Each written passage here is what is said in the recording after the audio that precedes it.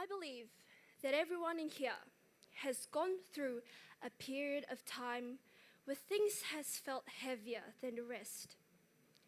A period of time where things don't quite make sense anymore. And for me, that started about 4 years ago. And what followed was probably the longest stretch of dissociation that I have ever experienced. Although at the time, I didn't even know what to call it. But I just knew that something felt off. Like I'd slowly become disconnected from my own life. Now, this was around the time when I'd really struggled with adjusting to my life again after the toll of the pandemic had taken on me. COVID was when I had to stay home 24/7. And being thrown back into a full school environment felt like I was trying to jump onto a moving train. And mentally, I felt like I was drifting further and further away from my life, and I didn't even know why. Now, the strange thing about dissociation is that it doesn't always look obvious from the outside. To other people, I was still showing up to school every day. I still listened when teachers spoke. And from the outside, everything probably looked fairly normal. But internally, things felt very different. There were days where I'd sit in class and I wouldn't remember a single thing that was said. Like, it felt like my brain was present enough to be there, but not present enough for me to actually understand anything. And other times, I would even notice that hours had gone by without me actually realizing. And at first, I tried to push through it. I told myself that maybe I was just tired or overwhelmed. So I worked harder to try and focus more, to push myself back to normal. And after a few times, I even asked for help. But when you barely understand something yourself, do you think it's really easy for other people to understand you? And no, the answer is no. And that's probably why all of my concerns were dismissed as me being dramatic or overthinking things that I just needed to focus more. And after hearing that enough times, something slowly started to shift in the way I was thinking. And then I thought that maybe speaking up doesn't really make a difference anymore. And this is what psychologists call learned helplessness. I stopped talking about what was going on inside my head. I stopped trying to explain the strange feeling of being present, but not really present. And speaking of dissociation, I'm going to try and explain what dissociation feels like. It feels like your mind is stuck in this endless scroll where moments flick past like videos you don't remember choosing. And you're there, but you're slightly out of sync. Like you're watching your own life instead of living in it. You're standing completely still there while everyone around you is moving in an ever-increasing speed.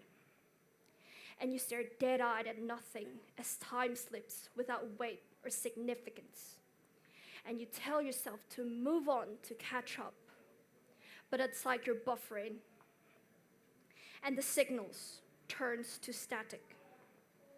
Meanwhile, all of your work piles up. People start noticing and your pressure grows. And from the outside, everything probably looks fairly normal. But sometimes the disconnect even goes too far, where you lose yourself for a moment. Then when you finally snap back, everything hits you at once, too fast, too loud, and too sharp, like you're being dropped back into your own life without knowing how long you were gone for. Now, before email, there were these places called the dead letter office, where all of the letters that were undeliverable were sent. Christmas cards to people who had long moved countries, apologies to family members who had moved on, letters of hope to people who had died of helplessness.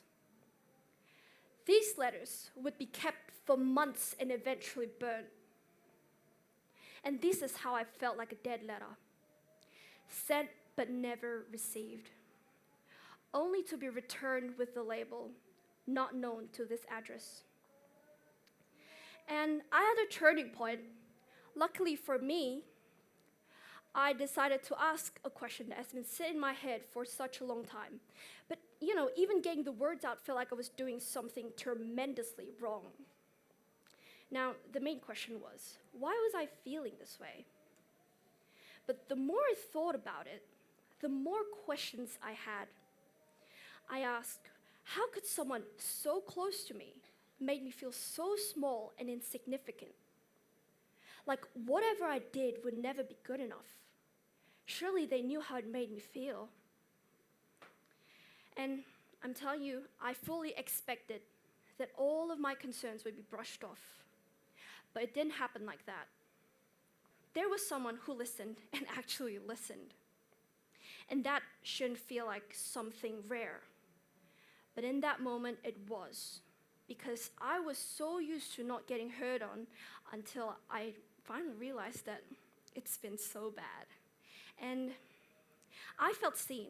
And instead of all of the signals turning static, instead of my brain distancing itself from all of the uncomfortable emotions that so not to become overwhelmed, I felt something dangerous.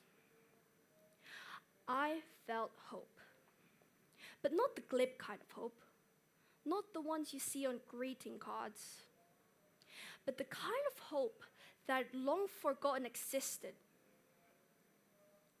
And the difficult part is, you can't even hold on to it.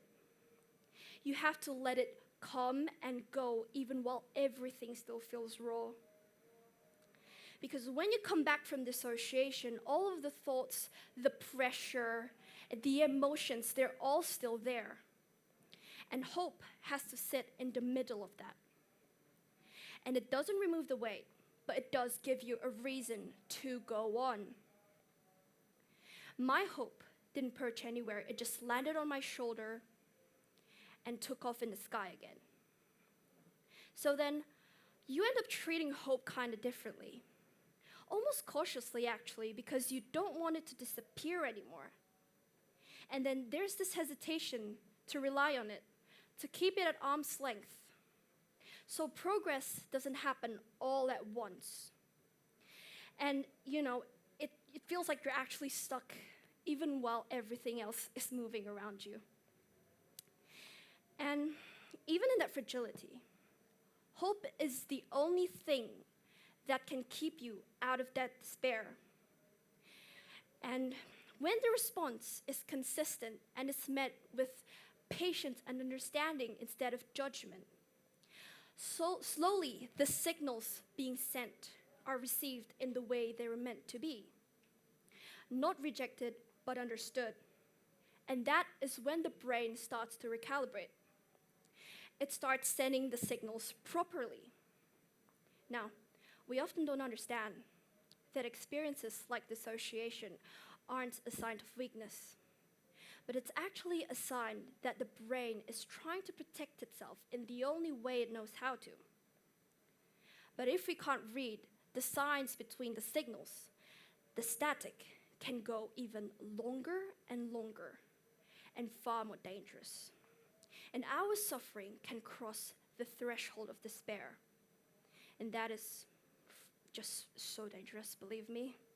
And in those times when hope is alive and well in us, the first thing you feel is empathy for others.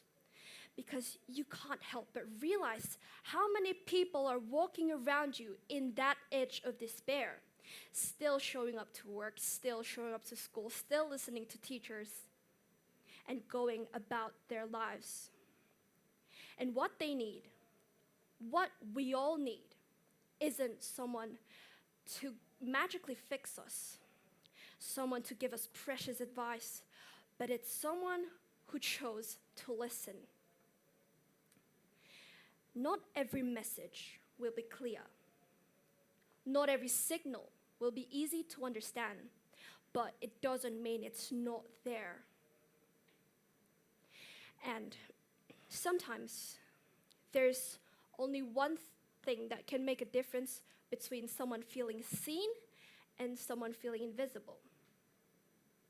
And that is when someone chose to listen. Thank you.